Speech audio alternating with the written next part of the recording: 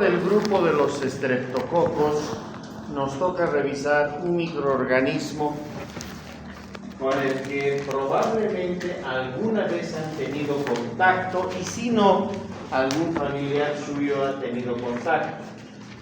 Estamos hablando de Streptococcus pyogenes.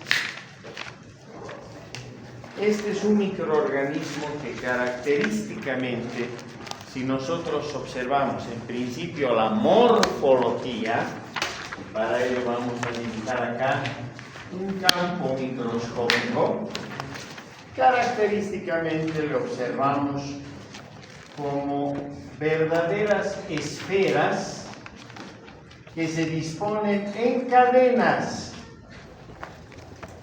y que desde ya, por eso las estoy colocando en color azul, corresponden a bacterias gram positivas. Estos microorganismos tienen un tamaño más o menos de 1 micrómetro de diámetro. Esas son sus dimensiones como esfera individual. Pero su característica es que se disponen siempre en cadenas. Y en este caso forman cadenas de estos cocos gram positivos. Esa es la morfología. En cuanto a la fisiología, estos microorganismos se caracterizan por ser en principio bacterias anaerobio facultativas, aunque su comportamiento está más orientado en todo caso hacia el comportamiento aeróbico. Eso significa que utilizan el oxígeno como último aceptor de hidrogeniones, pero en algunas condiciones, cuando bajan las tensiones de oxígeno, pueden recurrir a utilizar otro tipo de aceptores de sus hidrogeniones al momento que estamos tocando la parte de respiración como tal. ¿Listo? Son exigentes nutricionales. Estas bacterias no las podemos desarrollar en medios de cultivo basales, sino que necesitamos medios de cultivo enriquecidos. Y particularmente en este caso es la sangre de carnero la que debe utilizarse en los laboratorios de bacteriología. En otras palabras, todavía es probable que ustedes en todo caso escuchen en los hospitales en los que estén trabajando, en fin, que los laboratorios de bacteriología eventualmente usen sangre humana. Y esto es porque es más fácil, ¿verdad? Ya están en los paquetes las bolsas de sangre, las desechan a partir de los bancos de sangre o de las áreas de transfusión. Y obviamente cuando estos paquetes ya están envejecidos, se los descartan. Una manera de descartar es enviarlos al laboratorio para que en este caso, por ejemplo, bacteriología pudiera utilizar esa sangre para enriquecer los medios de cultivo. No es correcto, está mal hecho, porque la sangre humana en principios tiene muchos inhibidores por los cuales no desarrollarían bien estas bacterias. Pero no solo ellos, sino porque las bolsas de sangre obviamente tienen un anticoagulante. Y ese anticoagulante, las más de las veces, provoca inhibición en el desarrollo de bacterias que sean exigentes desde el punto de vista nutricional. Así que entonces esa es la perspectiva, esa es la forma en la que ustedes en todo caso tienen que estar atentos, atentas, porque enfermería es clave en todo esto que estamos hablando. No se puede utilizar sangre humana en los laboratorios de bacteriología. Tiene que ser sangre de carnero, ¿listo? Ahora, ¿qué va a suceder en la sangre de carnero? Que estas bacterias característicamente producen lo que se llama la beta-hemólisis, o sea, una hemólisis total, una hemólisis completa, a partir de su desarrollo en las cajas PET que tienen agar sangre. ¿Y cómo nos damos cuenta que hay una hemólisis total? Porque alrededor de las colonias aparecen anillos o halos de color amarillo pajizo. Entonces vemos las colonias y alrededor de estas podemos observar esos halos o anillos que son de color amarillo pajizo. En ese instante decimos, esta es una beta-hemólisis. ¿Listo? Es más, entonces ahora ya podemos complementar. Eso significa que estos microorganismos, una vez que son sembrados en estos medios de cultivo, enriquecidos con sangre, se les debe añadir entre el 5 al 7% de anhídrido carbónico para mejorar su aislamiento y su desarrollo. Ahora, esto es muy fácil, ¿verdad? Porque lo único que uno tiene que hacer es tener un envase, puede ser una lata que pueda cerrar convenientemente. En el interior se introducen las cajas Petri donde se ha hecho las siembras correspondientes y se introduce una velita además. Se enciende esta velita y se la deja arder unos 2-3 segundos y luego cerramos el recipiente, esa lata, lo que fuere.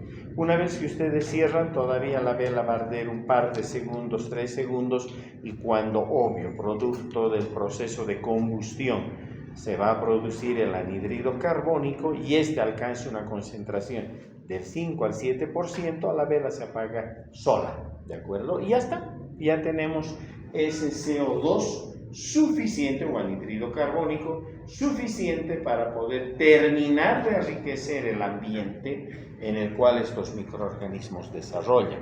Estas bacterias son muy exigentes, por eso es que al margen de la sangre que está en el substrato, en el medio de cultivo, necesitan el anhídrido carbónico que se va a liberar a partir de esto que le llamamos el método de la jarra o método de la vela. Ambos son sinónimos, ¿listo?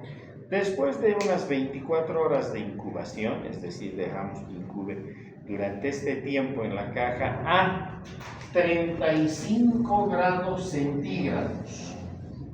Y una vez transcurrido este tiempo, sacamos estos envases, estas latas, estas jarras y destapamos y sacamos las cajas Petri.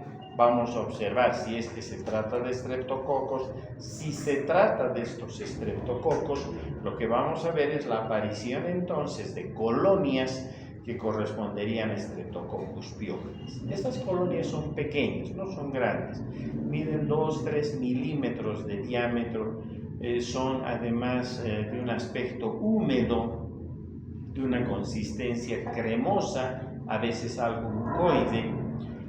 Básicamente no tienen coloración, son translúcidas. Lo más que uno puede ver es que sean grisáceas, y desde ya alrededor de cada colonia vamos a observar esos halos de hemólisis total o completa que está desencadenada por la acción de estas bacterias sobre la grasa. ¿De acuerdo?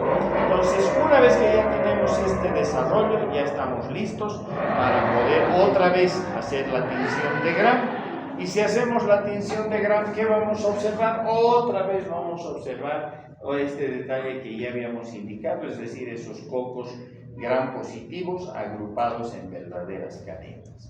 Y ya está. Desde ya estas bacterias, como todas las bacterias, se dividen por fisión binaria. Ese es el mecanismo por el cual avanzan a la multiplicación. ¿Listo? Y desde ya un pH ideal para que estas colonias puedan desarrollar, para que puedan aparecer, hacerse visibles, para que estos microorganismos avancen a la fisión binaria, gira alrededor del 7,2. ¿Listo? Ese es el pH ideal. Ya está, ya tenemos las características fisiológicas de estos microorganismos. Ahora estudiaremos algo que es importante, y es la estructura antigénica de estos microorganismos. ¿Listo? Si nosotros estudiamos la estructura antigénica de estas bacterias, nos vamos a encontrar con una hemolicina, ni siquiera un conjunto de hemolicinas, que si se trata de hemolicinas que se obtienen a partir de los estreptococos, recibirán el nombre de streptolicinas, ¿verdad? No son otra cosa que hemolicinas. Y en estas streptolicinas observamos básicamente las streptolicinas O y las streptolicinas S. Las streptolicinas O son fuertemente inmunogénicas. Mañana, el miércoles, dan parcial y ya saben que las características inmunogénicas se refieren a la capacidad de poder despertar la actividad inmunológica. En otras palabras, de poder lograr que aparezcan o se formen anticuerpos contra estos determinados componentes, en este caso contra la streptolicina O, por eso tienen carácter fuertemente inmunogénico. En cambio, las streptolicinas S son más bien responsables de esa hemólisis beta que están viendo en las cajas Petri, ¿de acuerdo? No solo ello, además tenemos que se fabrican o expresan lo que se llama la streptodornasa. La streptodornasa es una enzima, un complejo enzimático que tiene las características de poder desdoblar, de poder actuar, en este caso, con una actividad fuertemente destructora de lo que es el DNA de las células o ácido desoxirribonucleico. Entonces ya se van dando cuenta que si tiene la capacidad de destruir eritrocitos, tiene la capacidad, en este caso, de destruir químicamente el DNA, esta es una bacteria que no va en realidad a organizar abscesos, ¿verdad? Como el estafilococo. Aquí más bien esta bacteria tiene la capacidad de diseminarse fabricando este tipo de complejos, en todo caso enzimáticos. Pero no queda ahí, porque además estas bacterias tienen la capacidad de fabricar streptokinasa o streptocinasa, que es lo mismo. Y estas corresponden de la misma manera a complejos enzimáticos que tienen la capacidad de poder desdoblar muy fácilmente, químicamente hablando, lo que es la matriz del tejido conectivo en nuestros tejidos. Es decir, toda la parte del tejido conectivo. ¿De qué estamos hablando? Del tejido, en todo caso, epitelial, pero